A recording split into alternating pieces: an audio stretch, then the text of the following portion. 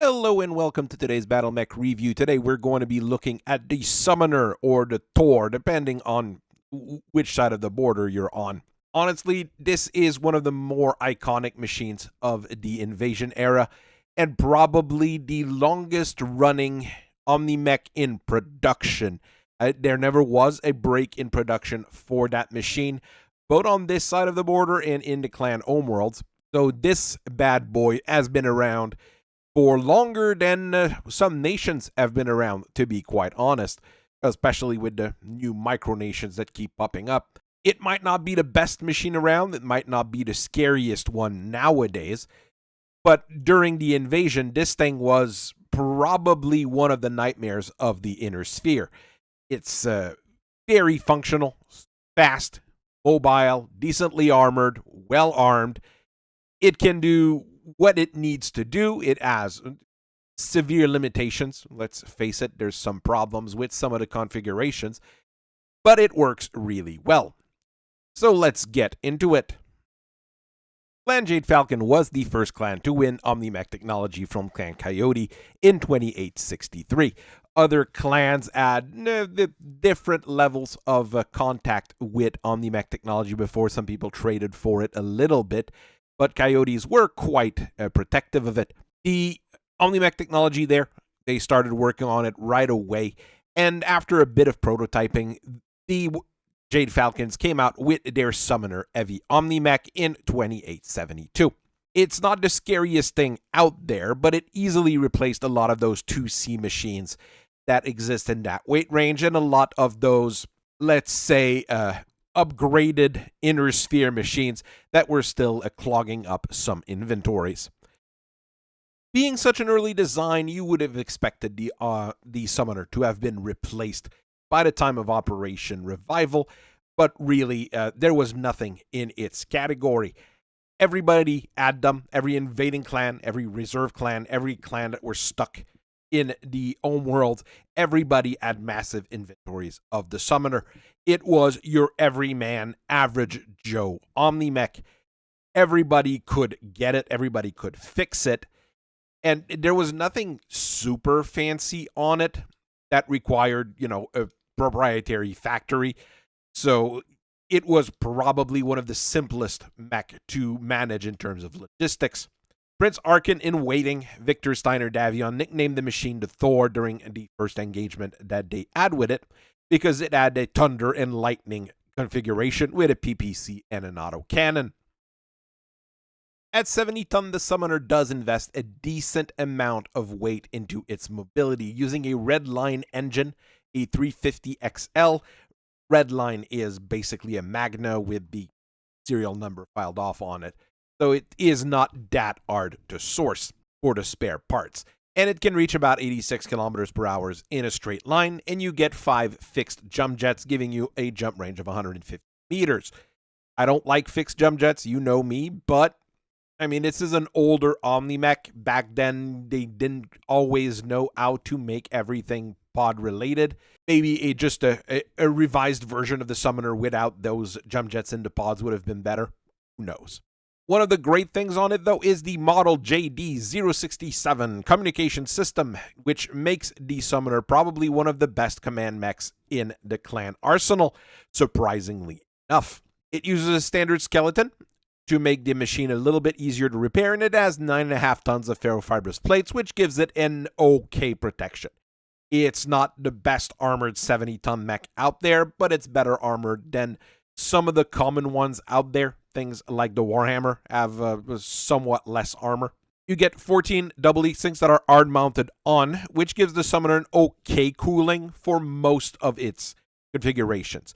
Some of them do run fairly hot, but at least the prime configuration will not have this kind of issue. With all of that, the Summoner keeps about 22.5 tons of space for pods, which is about a third of its weight. It's not the most you will see on a design this size, but like I said, it's fairly mobile compared to some other designs out there. Your basic Thunder and Lightning Thor packs an ERPPC in one arm and an LB-10X in the other. You can swap them around. You'll see left-handed and right-handed Thors walking around. One of the major issue, though, is that you only get 1 ton of reloads for that autocannon, so you have to choose between clusters and slug rounds. Your shoulder mounts a 15-rack LRM with also a single ton of ammo. It's great for those clan short-term, really fast engagements that they love getting into, but if you're getting into a straight-up brawl with Inner Sphere forces, you might start running a little bit low. One thing I've seen a lot of pilots do is take that 15 rack and downgrade it to something smaller or replace it with a Streak SRM6. We'll see the common version of that in a little bit to increase the ammo load on the other weapons if possible. One of the revamp is the Tango configuration, which moves things around a little bit to keep you in the fight a little bit longer. You still have that ERPPC, but the autocannon is replaced with a ProtoMech AC-8. Sacrificing a little bit on the range. You have 2 tons of ammo for it though, so you can carry specialty ammos, which is why you would want a proto-mech, something on a clan mech. Not always a bad thing, but a lot of the good specialty ammos you'll still be cutting into your ammo load. Your mileage may vary. Your shoulder now mounts a Streak LRM-15, however, so you sacrifice on the indirect fire potential for more accuracy on the missile, and this one is also fed by 2 tons of reloads. Another fairly well-known configuration is configuration Malus. I would have said Mike, but the man who made this configuration popular was Nikolai Malus, which you might know from the TV show fame. The guy was a bit of a sociopath, and I'm allowed to say that because he tried to sue the Tarkat Broadcast Corporation for defamation because of that particular TV show, and he lost it. He also tried to call the judge to a trial of grievance. He's an odd individual, let's face it, and his real-life persona is quite different from the one we see in the show, but as a public persona, I don't think he had much leg to stand on for that particular lawsuit. His configuration, which was imitated by quite a few people, take that LRM-15 out and it replaces it with a 6-tube of Streak SRM and an ER small laser to compensate for something. I personally would swap the 2 tons of ammo of SRM for 1 more ton of autocannon rounds. Being an OmniMech, it's really easy to do, and I mean, changing the ammo feed is not easy on a regular BattleMech, not always, but it's not the most complex thing I've ever done when working on machines. So this here, I mean, it's a your mileage may vary kind of thing, and you just do you if you're wanting to use the Malus configuration. There are a number of big gun setups for the Summoner, and Alpha configuration is the first one of the lot, going very straightforward with a Gauss rifle with a single ton of ammo. Opposite of this, you get a large pulse laser, which gives you good medium to long range punch and a decent backup for that big gun. And you have a 6-tube of SRM in the left torso, fed by a single ton of ammo. There is a AA configuration that exists as well, which is just a swap of that large pulse laser for an ER large pulse laser. You gain on range, but you lose a little bit on accuracy. It's a decent swap, and it gives it a similar range to your Gauss rifle. Not quite the same, but good enough. I do think this is a quite functional little machine. Charlie's in the same family as a big gun hunter, but this one goes with the close range punch of an Ultra AC-20 with 2 tons of reload, which means you can only really fire very shortly before the ammo runs dry. Of course, if you control your fire and don't always double shoot on everything, you'll be able to last a little bit longer. But where's the fun in that, really? For backup, you get an ER large laser, allowing you to snipe things at a fairly long range, and an ER small laser, which helps out at closer range. Finally, you get a 6-tube of Streak SRMs, which allow you to exploit the holes that you've made with that AC-20 and blow up tanks. Again, quite functional at what it is meant to do. El's configuration is a pretty nasty fellow, using an Hyper Assault Gauss 20 with 3 tons of reload, which means you're going to be able to stay in the fight quite some time. On the opposite arm, you get an ER medium laser and an AP Gauss rifle, So you have some short range support with an extra ER medium laser in the center torso. At even closer range, you get an heavy medium laser in the right torso, while the left torso mounts a plasma cannon made to overeat your foe, cook infantry, melt tanks, and do all sorts of nasty things like that. Basically, you spread your weapons all over the body, which is a very smart thing to do. And you get fire at just about every different range. You got some anti-infantry equipment on there.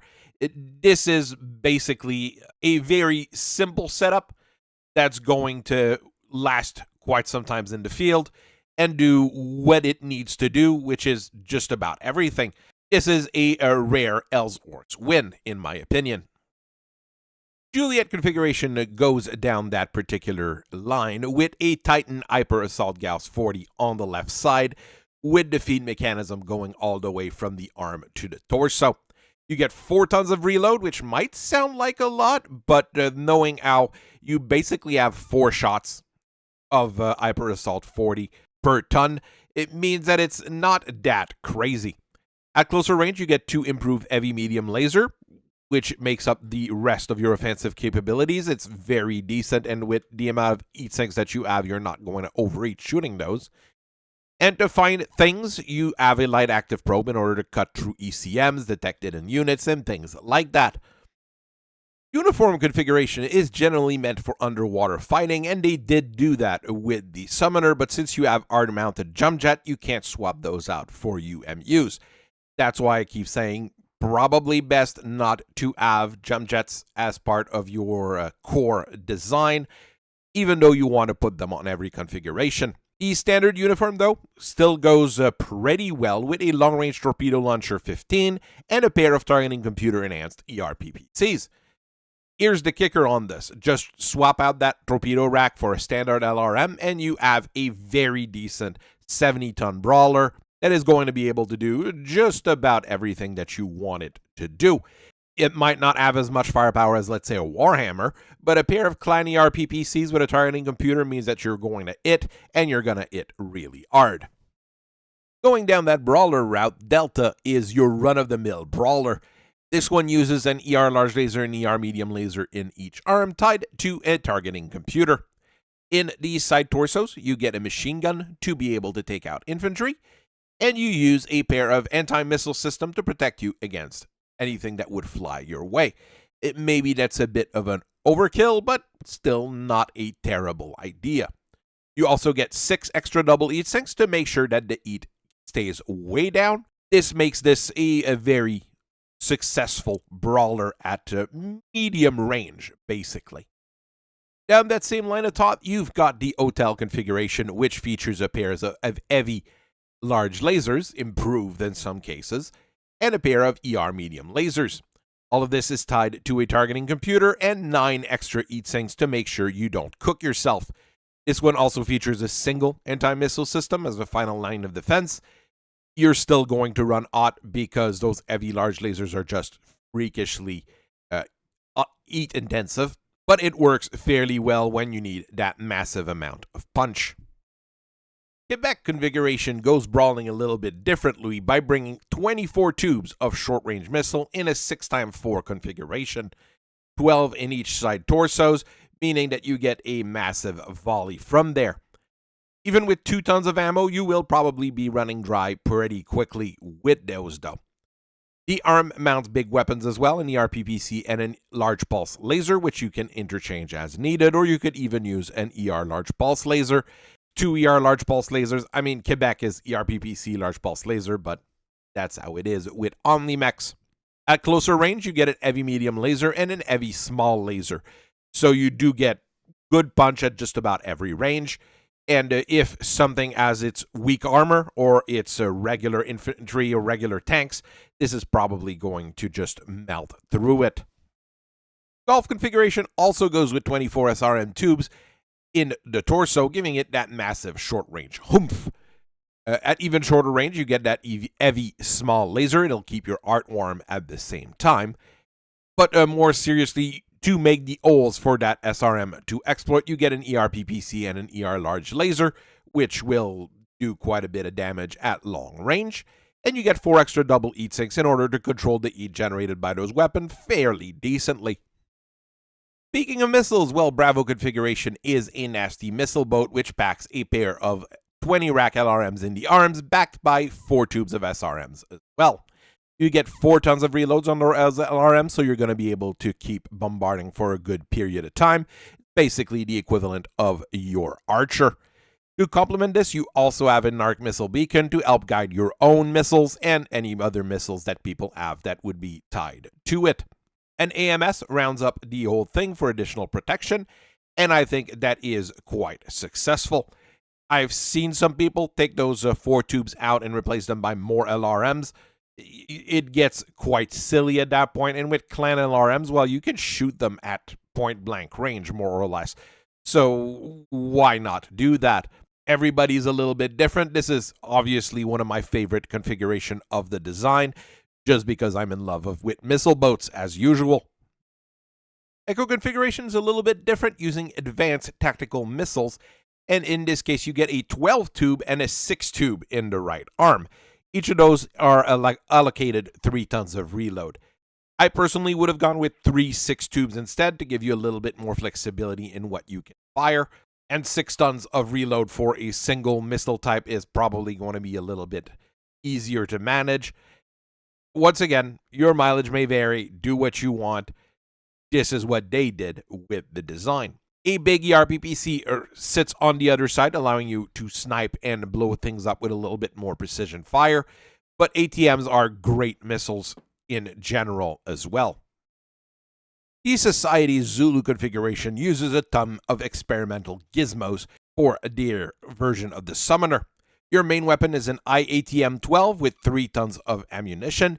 IATM, the big difference from regular one is that they're basically streak launchers rather than just standard launchers, and this one is backed by an ER large pulse laser. To finish this up, you get 8 anti-personnel Gauss rifle to make sure that infantry just gets deleted if it gets in ranged. The whole assembly is also guided by a Clan C3 computer, the Nova CEWS, which makes this particular configuration quite scary, to be quite honest. Strangely enough, Fuckt configuration is a quite recent one, and it doesn't even use any super fancy modern equipment. What it is basically is a revamp of another mech that we'll talk about really soon. This one basically packs a Ultra AC5 and a ton of ammo backed by an ER medium laser in each arm, giving you decent medium to long range punch right there. Your left torso also mounts a 10 rack of LRM, giving you indirect fire, and a backup ER medium laser in the right torso, spreading the love around.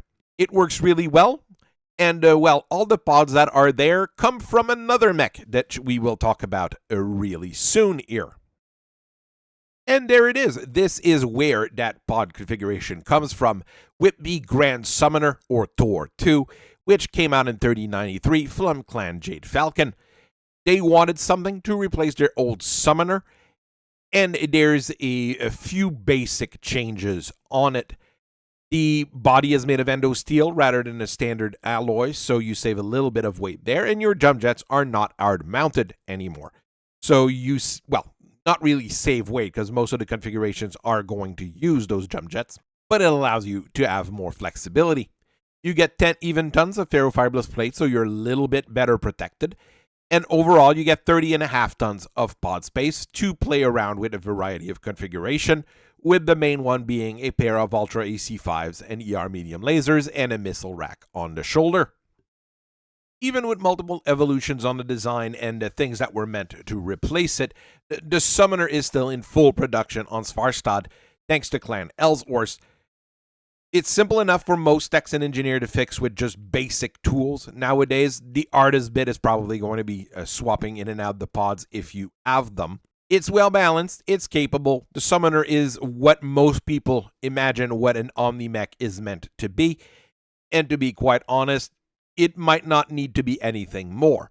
This Grand Summoner upgrade is not a bad idea. But to make it simpler, I'd almost just go back to the regular Summoner, take those jump jets out of the pods, and call it a day. I'm not the one designing those darn things. I'm just the one fixing them once again. You do you if you're a industrialist. So I thank you very much for listening to me for so long. I hope you guys have a very nice rest of your day, and I'll see you guys later. Bye-bye.